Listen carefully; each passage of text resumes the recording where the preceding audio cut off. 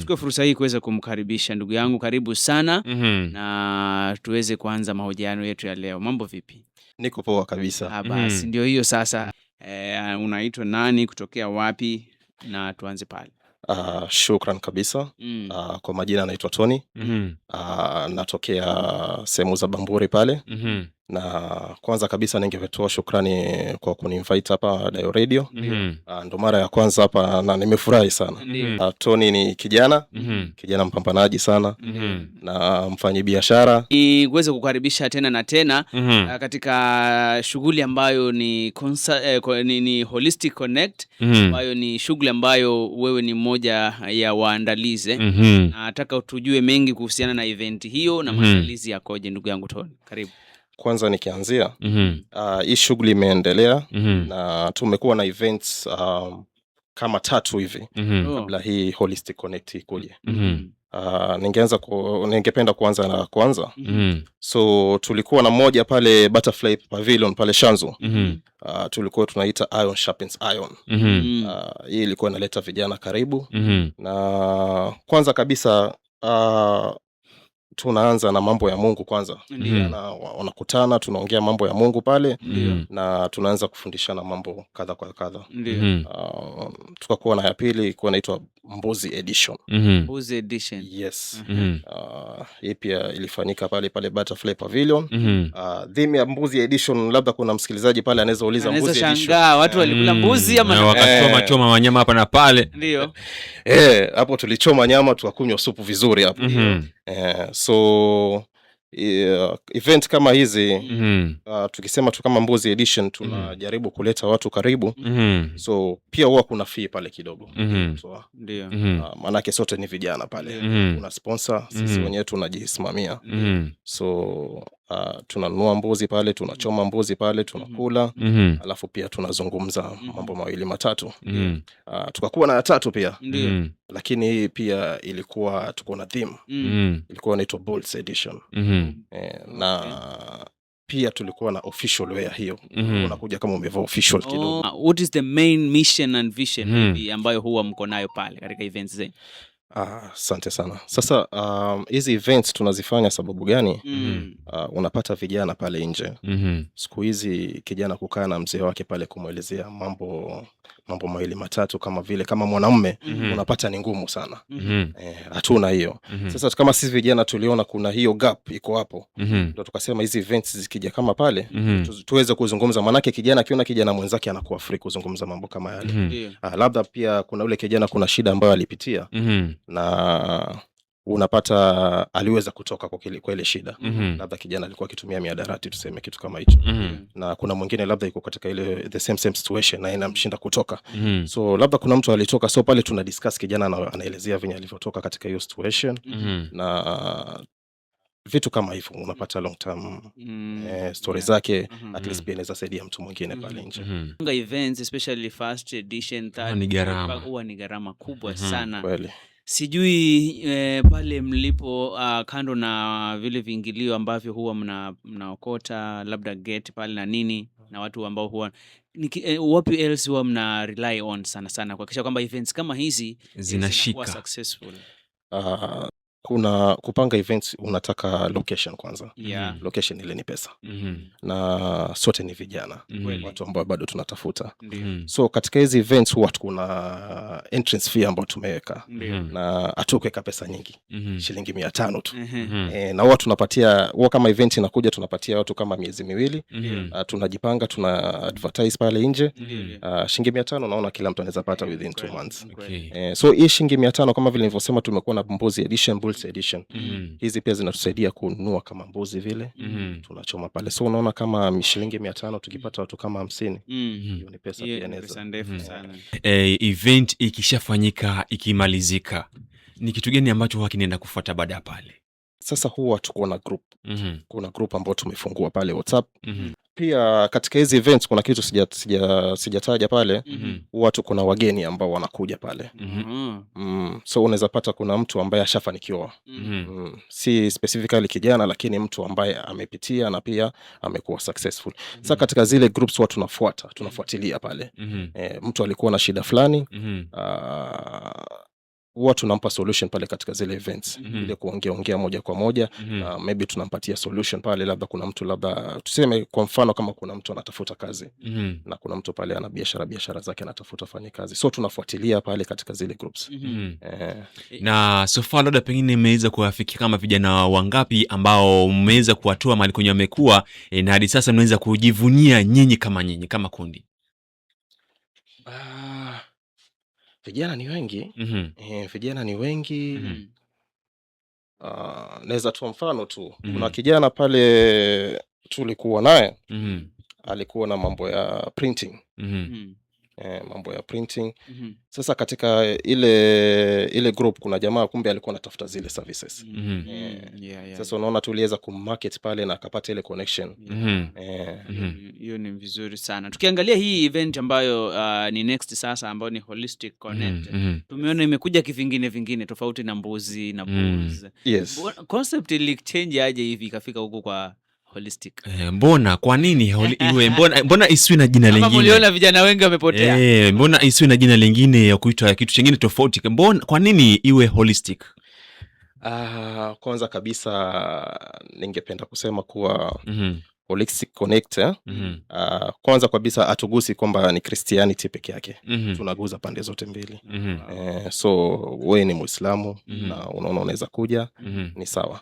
Alafu kitu cha pili, ukija gundua hizo events zingine ambazo tulifanya kwa ni wanaume peke yake.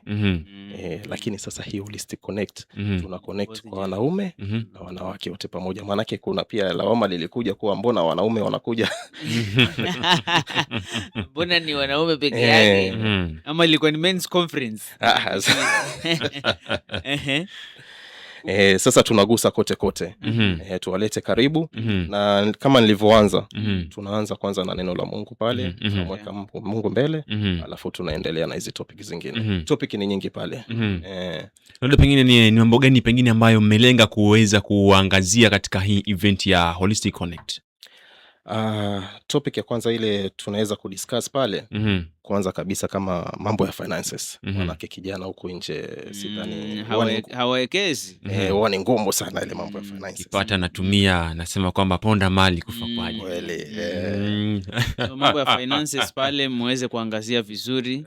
Working with Gen Zs ama vijana, it has been termed like watu wengi sana huwa tunasumbua, kuelewa kwetu sometimes inakuwa rahisi. Sijui nyinyi kama kundi mna manage vipi kuhakikisha kwamba the targeted audience ambao ni Gen Z wana cope na nyinyi na mnakuwa nao sawa sawa. Especially wakiona ama ukisikia mahali ambapo kuna husisha mambo na pesa, wao ndio wanatakana kazi kutoa, huwa si rahisi sana. Wale vijana huwa tunawaleta karibu. Unajua sana kijana ukimwambia kwamba kuna mambo ya finances ya kuongelea pale, unapata ni ngumu kijana kuja. Ndio maana tunaweka vitu kama mbuzi editions, ya makulaji yale kidogo. So ndio unapata wanakuja karibu pale.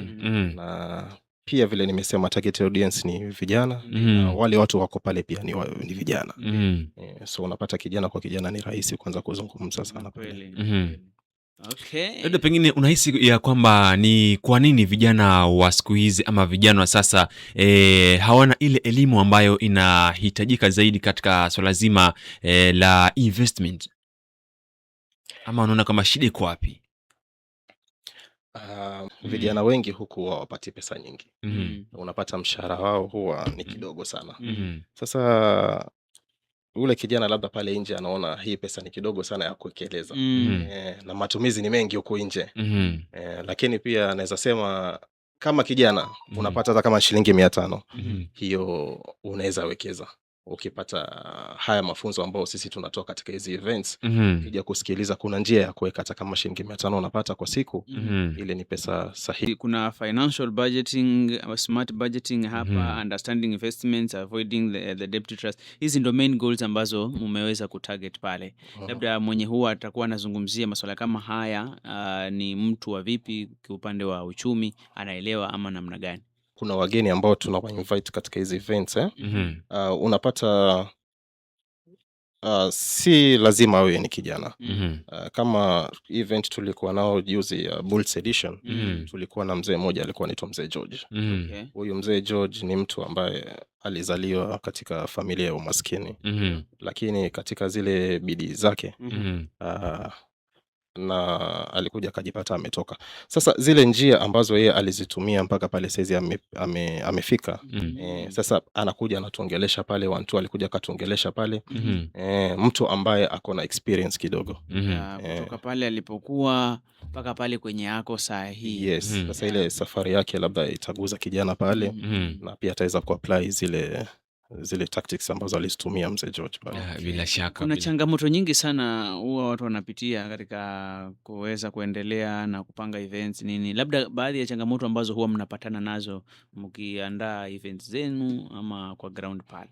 Yes, changamoto ni nyingi. Unaweza pata pale katika ile location ambayo mmebook.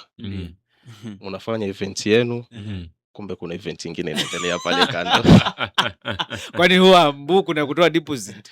Huwa tunatoa, lakini huwezi book sehemu yote ile. Huwa ni nafasi tu kidogo ile. So unaweza pata pale mnaongea mazungumzo yenu, kule kuna speakers zinapiga pale kando. So ile kuelewana pale inakuwa changamoto sana. Unaweza pata pale kuna vijana wamekuja. Vile nilivyosema kuna ile entrance fee ya 500. Na unaweza pata wengine wamekuja wengi na hawajalipa ile entrance fee. Na wamefika pale ilikuwa katika ile location. Sasa pia ile ni changamoto ambayo tunapata, na unaweza ona sasa huwezi mfukuza ule kijana na amefika pale. Na unajua ile faida pia ni kutarget wale vijana. Yes. Ndio washafika na ndio hawajalipa na wanataka kuingia na pia wale. Ukiweza kuangazia ni makosa gani labda vijana wanafanya Mimi niko nayo. wakianza kuwekeza hadi kukosa kujiendeleza pale nje. Karibu. Asante sana. Kweli kuwekeza kwanza, kabla uanze kuwekeza unafaa ufanye utafiti pale. Usiwekeze tu sababu unaona mtu mwingine anawekeza. Itakuwa ni makosa ya kwanza utakuwa umefanya. Pia ili inataka patience sana. Usitake kuwekeza pia alafu unataka faida za haraka ama faida za haraka sana. Hilo utakuwa umekosea pale. Kuwekeza ni nini hasa? Kuwekeza si kuwekeza pesa. Savings ni nini na ziko vipi, zafanywa vipi mwanzo? Kuwekeza ni kuweka pesa siweze kusaidia baadaye. Na pia kuna njia nyingi za kuwekeza. Unaweza kuwekeza kwa ardhi. Kuwekeza kwa ardhi. Maanake kuwekeza ni pesa zizaane ziwe zaidi. Ardhi ya pia hiyo ni land. Yes. Tunaweza sema pia hiyo ni kama investment, lakini pia ni njia. Lages Holistic Connect kama itakuwa inawezekana aweze kuelewa pale. Sasa ningependa kuanza na tarehe. Hii itafanyika tarehe 6 April. Na itafanyika pale Pavilion Hall, Showground Nyali. Na charges pale tunaenda 1800. Hii ukiwa peke yako single. Kijana barabara pale nje ama msichana 1800. Group of 3 ikiwa 3 itakuwa mbogi sasa. Yes. Itakuwa 4800. Na group of 5 itakuwa 7,000. Lakini mkija kama couples wawili tutafanya 3,000. Na tukija sisi kama partners, ndio hiyo couples partners. Yes. Hapo tunaangukia hapo.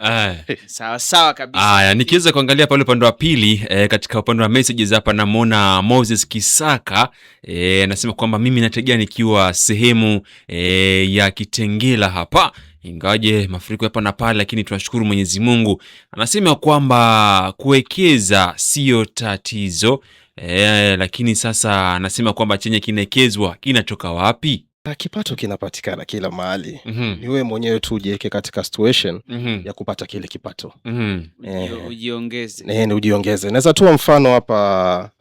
Sahii na biashara nyingi ziko online pale. Tumepatia opportunity kama vijana. Yaani tuko katika age nzuri sana ya kupata kipato. Unaweza pata kipato ukiwa pale nyumbani.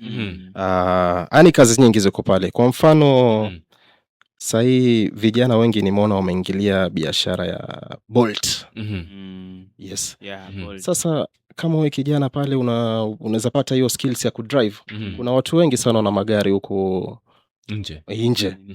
Na ukimfuata ule jamaa ukimwambia bana unipe gari, mimi niko na vibali hivi na hivi, maana Bolt qualifications zake tu ukuwe na driving license. Yes. Labda ni mbinu gani ambazo vijana unahisi kwamba wakiziembrace vizuri watakuwa wanawekeza vizuri na wajiendeleze?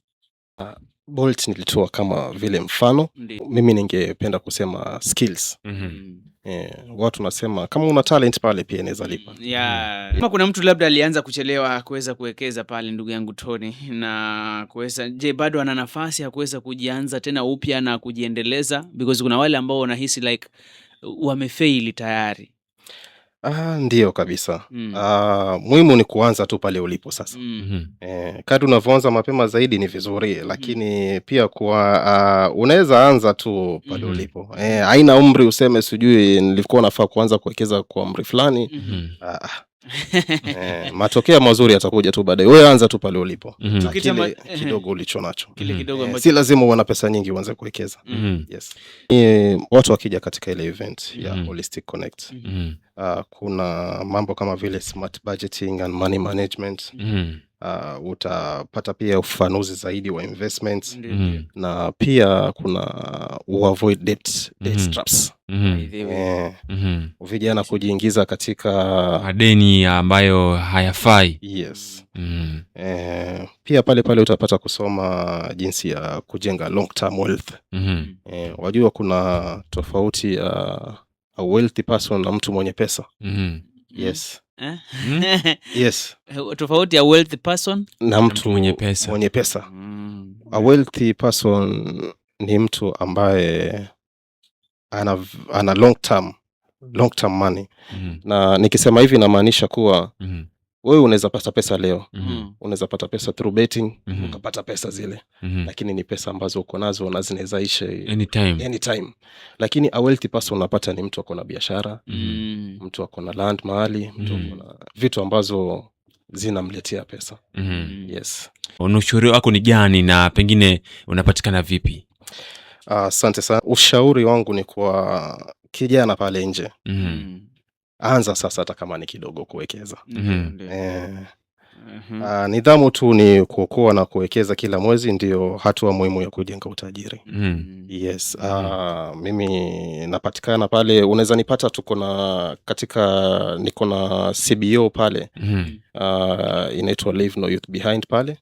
Tunaleta vijana karibu sana pia watu tunasaidia young mothers pale. Lakini tuko na partnership pale na SOS na pia tunafanya kazi pia pamoja na Swahili Pot pale. Yes. Okay. So umesema uko na CBO ambayo vijana wako pale pia wanafanya mambo. Yes. Okay. Lakini sana tuna target young mothers. Wasichana wadogo ambao maybe walipata ujauzito wakiwa wadogo pale. Na maybe wanataka usaidizi pale nje. So huwa tunawaleta karibu, tunawafunza skills. Na pia tunawapatia zile skills, tunawafungulia biashara ndogo. Na tunawezesha kuzisustain zile biashara pale nje.